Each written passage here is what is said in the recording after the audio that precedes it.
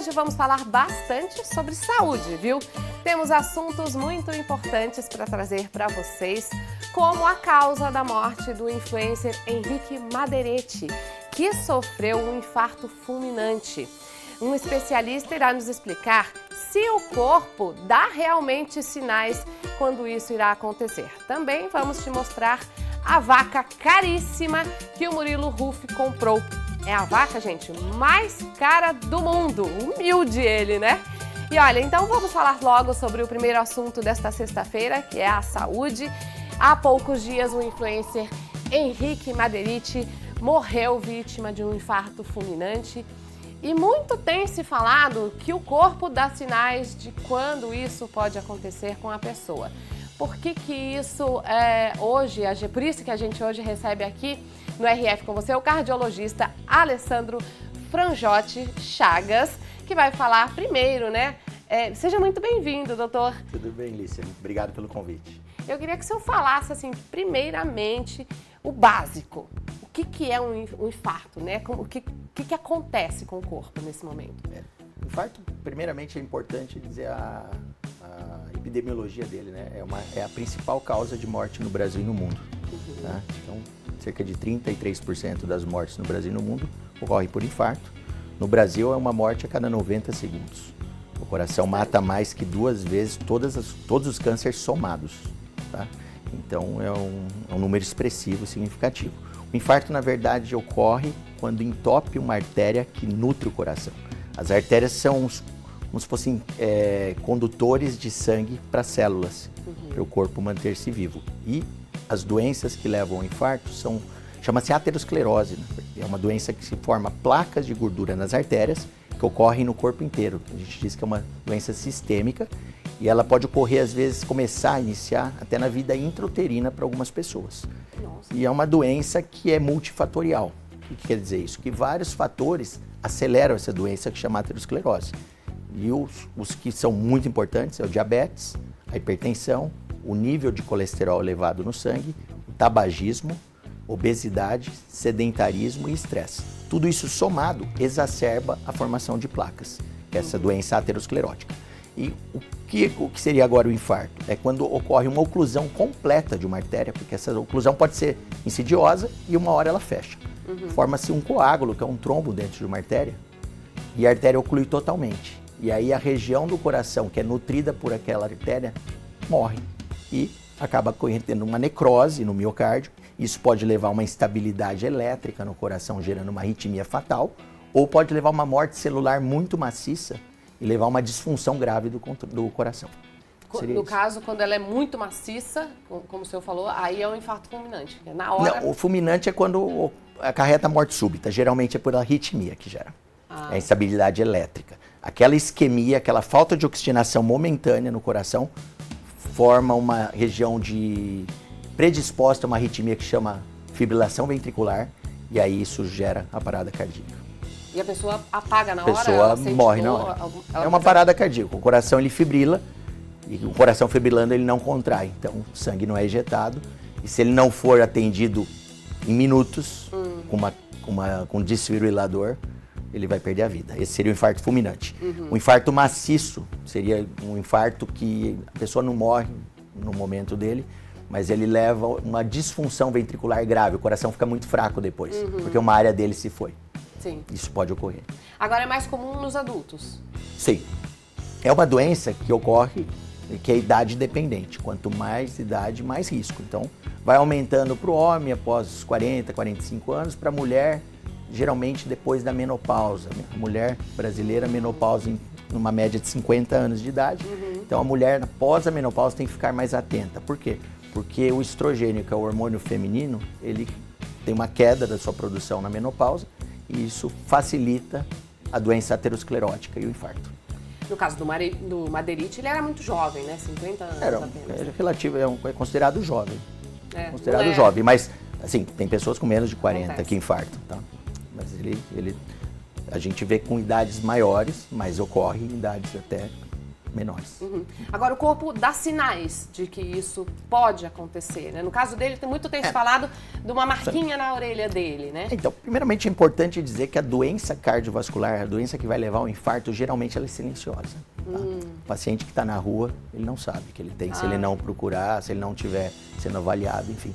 Porque para você ter o infarto, como eu expliquei, tem que formar uma oclusão completa da artéria. Sim. E isso demora anos para ocorrer. Então, muitas vezes o paciente não está sentindo nada e forma, de repente, um trombo e ele tem um infarto e aí pode perder a vida. Mas no caso dos sinais do influencer que você mencionou, é um sinal que chama-se sinal de Frank. É um sinal que foi observado por um médico chamado Sanders Frank, um pneumologista americano, que em 1973 observou que os pacientes que sofriam infarto apresentavam um suco, um vinco na região do lóbulo da orelha, que é a região da orelha onde habitualmente as mulheres colocam um brinco, Sim. que é aquela região que não tem cartilagem. Forma-se um vinco diagonal e pode ter vários graus desse vinco, né? Pode ser superficial, pode ser mais profundo.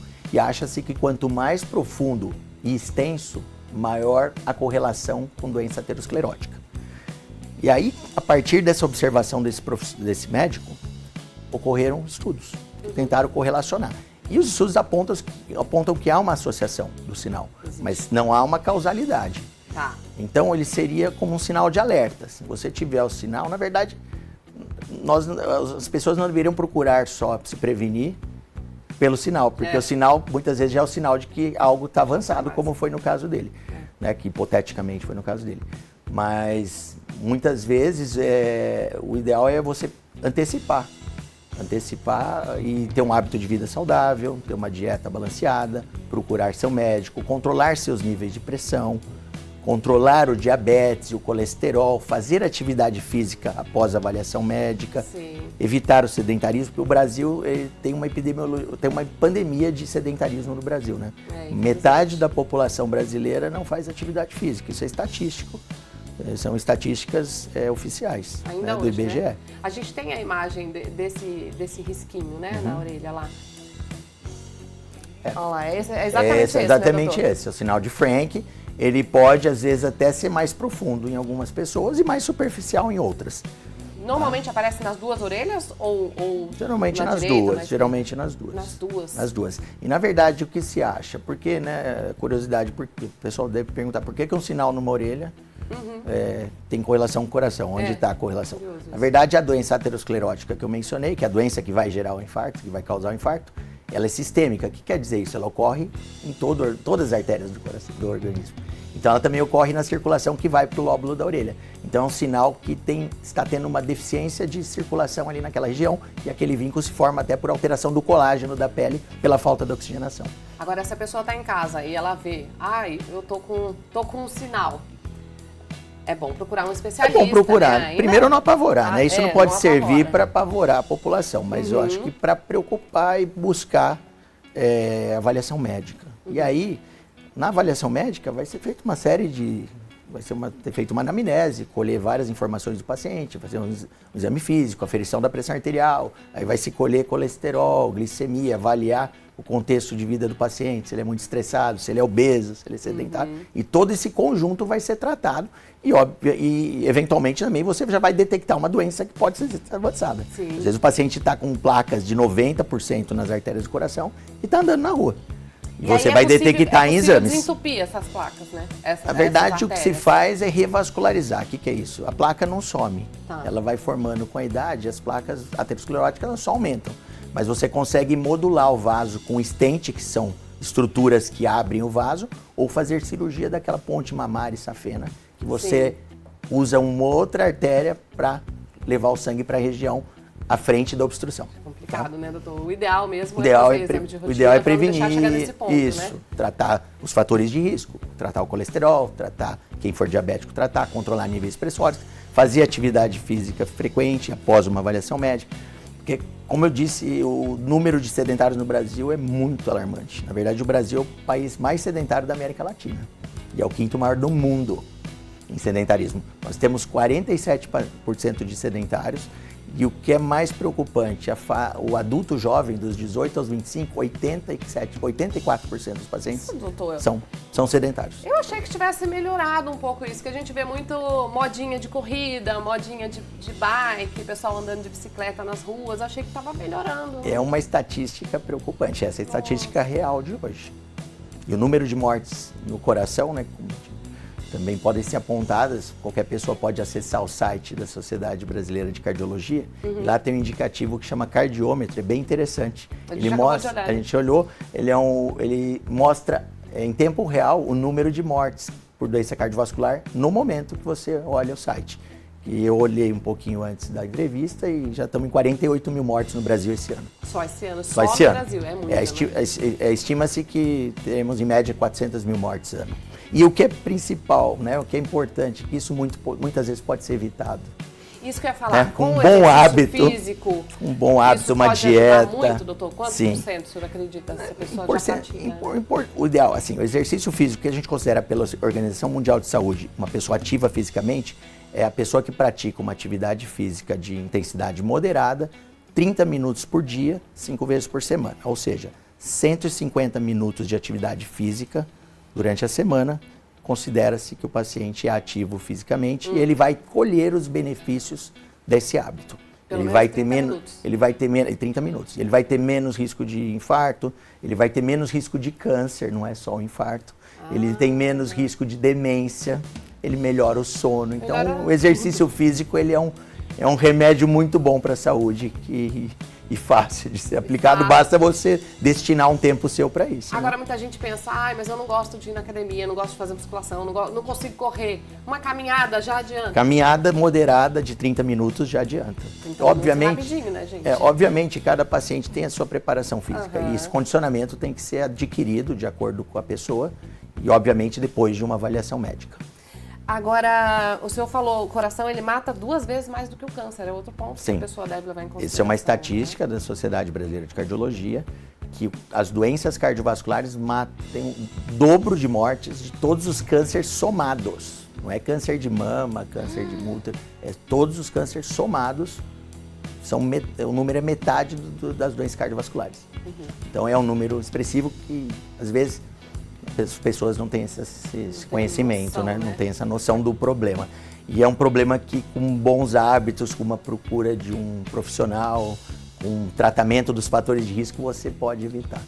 Agora, o senhor falou, o corpo não dá sinais se a pessoa tiver problema. Na maioria das vezes não dá. Em alguns pacientes, o paciente pode ter aquela angina pectoris, que é a angina de peito, é uma dor no peito que pode ocorrer durante a atividade física. O paciente principalmente um sedentário, começa a subir uma escada, vai subir uma rampa, sente uma dor no peito, melhora quando repousa. Isso pode sinalizar um problema na artéria mais grave também.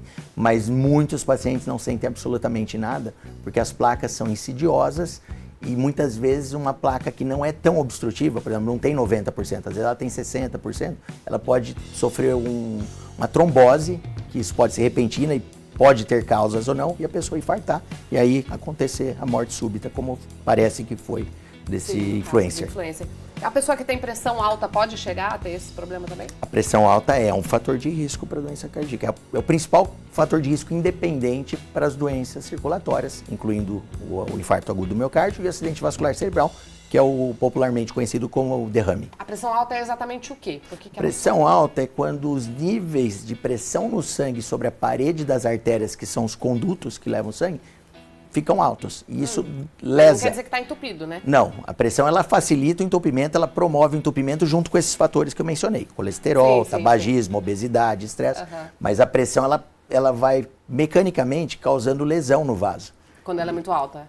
Vai lesando gradativamente. E o que é importante, a pressão alta é uma doença também silenciosa. Todos esses fatores de risco que eu mencionei são silenciosos. Diabetes é silencioso, metade dos diabéticos do Brasil não sabem que são. Hipertensão também é um número próximo. Por quê? Porque não vai no médico, não dosa a glicose, não afere a pressão e não sente nada. Porque o cérebro se adapta a uma pressão alta gradativa. Sim. Ele vai se adaptando a isso, então a pessoa não sente nada. Eu tenho uma amiga que ela toda vez que ela ia num médico, tava com a garganta inflamada, ia no médico, passava pela triagem, a hora que media a pressão, a enfermeira falava, tá com a pressão alta. Não, é que eu venho correndo, não, tá tudo certo. Depois de novo. Aí uma vez a enfermeira falou pra ela, não, sua pressão está muito alta, você tem que ir no cardiologista. Foi fazer o exame e realmente tinha... E comprovou. Hipertensão, era hipertensa. Porque às vezes o pronto-socorro é um local que pode ser detectado um nível pressórico alto, mas às vezes o paciente não é hipertenso porque ele está só numa situação de urgência. Exato, Mas muitas vezes ele já é um sinal, a pessoa vai, dependendo do nível de pressão, já sinaliza que ele realmente deve estar hipertenso, né? Aí tem que procurar o médico e fazer medidas, eventualmente fazer o mapa da pressão arterial, que é aquela monitorização ambulatorial, que você fica com o aparelho 24 horas aferindo a pressão a cada 15 minutos, e aí você quantifica uma média de pressão que a gente considera normal e dá o diagnóstico ou não para o paciente. Essa média normal mudou recentemente, não mudou, doutor? Na verdade, era 12 por... Na verdade, o nível de hipertensão é a partir de 140 por 90. Tá. Mas o que mudou foi o conceito de pré-hipertensão. Que agora, a partir de 120 por 80, que é o 12 por 8. Então, 12 por 8 era normal antes. Era normal, agora virou pré-hipertensão a partir disso. Mas por que isso? Para sinalizar para os pacientes se cuidarem. Entendeu? Você não vai, muitas vezes, não vai... lógico que cada caso tem que ser avaliado pelo médico, mas a questão não é quem tem 12 por 8 vai ter que tomar medicamento. Não, quem tem 12 por 8 vai ter que redobrar o cuidado. Com dieta, com menos sal, com atividade física, controle de peso, evitar álcool. Tudo isso ajuda a controlar os níveis de pressão, além de remédios quando são necessários. A gente lembra aqui, por exemplo, você falou dieta, exercício... Muitas vezes isso tudo a pessoa tem que fazer, mas existe caso que a pessoa faz tudo isso e mesmo assim tem pressão alta, né? Sim, hipertenso, e aí mas é genético. É o hipertenso essencial, que é a maior causa, mas na verdade ela é multifatorial. Então tem um fundo genético na grande maioria dos pacientes. Sim. Mas muitas vezes a genética é tão forte que mesmo com todos os hábitos o paciente precisa tomar um medicamento. Isso ocorre com frequência. E é normal, mas um paciente, por exemplo, muito obeso, que ele perde peso, às vezes a gente vê muito em paciente que faz cirurgia bariátrica, ele perde 30 quilos. Ele toma 3 médicos para pressão, de repente não toma mais nada. Isso pode acontecer. Por quê? Porque o peso, porque ele perdeu peso. Perder peso é um remédio para pressão. Olha que beleza. Entendeu? É melhor do que tomar remédio, né? Sem dúvida. Agora, doutor, então, para a gente encerrar, os exames de rotina devem ser feitos com que frequência? É de 6 em 6 meses? Qual que é o ideal? Que Na verdade, tem que ser individualizado. O ideal, o paciente faz uma avaliação médica e nessa avaliação médica, o médico vai detectar pela anamnese, pelo exame físico e por complementação diagnóstica, a situação do paciente e aí, em cima desses dados, vai dar a periodicidade, determinar a periodicidade que esse paciente vai ter que ir no médico. Por exemplo, o paciente saudável, muitas vezes, pode voltar, depende da idade anual. Um paciente que tem um colesterol alto, tem que tomar um medicamento, tem que avaliar aquela terapêutica, avaliar eventual efeito colateral. Sim, aí você volta com mais vezes. Um hipertenso que está em controle, tem que ir mês a mês até controlar. Então é individual a situação. Mas o ideal é procurar e, em cima disso, ver a periodicidade ideal para cada um. É individual. Tem que se cuidar, né? Tem que se cuidar. Tem que se cuidar. Eu costumo falar para meus pacientes que eu estou lá para... Porque muito do que vai refletir na saúde deles é o hábito deles. Eu vou estar lá para orientar o hábito que eles mesmos vão ter que tomar. E que eles precisem ir cada vez menos ao médico, né, doutor? E tomar menos medicamentos e ter menos risco de infarto, viver melhor, ter menos risco de câncer, envelhecer com um cérebro mais funcionante, com menos risco de demência, porque a população está envelhecendo, né? Hoje a expectativa média de um brasileiro é 77 anos. Na década de 80 era 62 anos. Olha que beleza. Então mudou muito, porque é o avanço da medicina. Então, hoje a população vive mais, mas também está exposta às doenças da idade, como demência, por exemplo, doenças articulares, doenças cardíacas. E voltando a falar do exercício, a pessoa que pratica exercício e quando ela tem uma doença, ela reage melhor à doença, né, doutor? Sim, se o paciente é condicionado, ativo, qualquer agressão ao organismo, um paciente que se exercita, vai ser menos intensa. O paciente que tem reserva de capacidade física, capacidade funcional que a gente fala, ele vai ter um melhor desempenho em tudo e também, a longo prazo, ele também vai viver mais. Quem faz atividade física vive mais, isso é estatístico. Olha, que beleza. É ciência isso. O paciente que se exercita, ele vive mais. Que eu já ouvi falar de pessoas que praticavam corrida, né, vários exercícios, e quando teve uma doença, Os médicos falaram, se você não praticasse exercício, ia ser Sim. coisa de poucos Sim, anos, porque ele né? tem E a mais pessoa reserva, durou né? vários anos. Ele tem mais reserva funcional, né? Ou seja, todo mundo tem que praticar exercício físico, faz bem para a saúde, né? Sim. O senhor pratica, doutor? Pratico. Ah, bom. Jogo tênis. Jogo tênis. Ó, já tá, Eu ó, sou é difícil. Eu sou tenista. Eu também pratico bastante. É isso, doutor. Muito obrigada pela entrevista. Eu Foi que super agradável receber o senhor aqui hoje. Eu que agradeço o convite. Muito obrigada. Volte sempre. Doutor, passa seu Instagram pro pessoal, para as pessoas te seguirem, buscarem mais informações. Dr. Alessandro Franjotti Chagas. Agora sim. Tá ótimo. Obrigada, doutor. Imagina, eu que agradeço.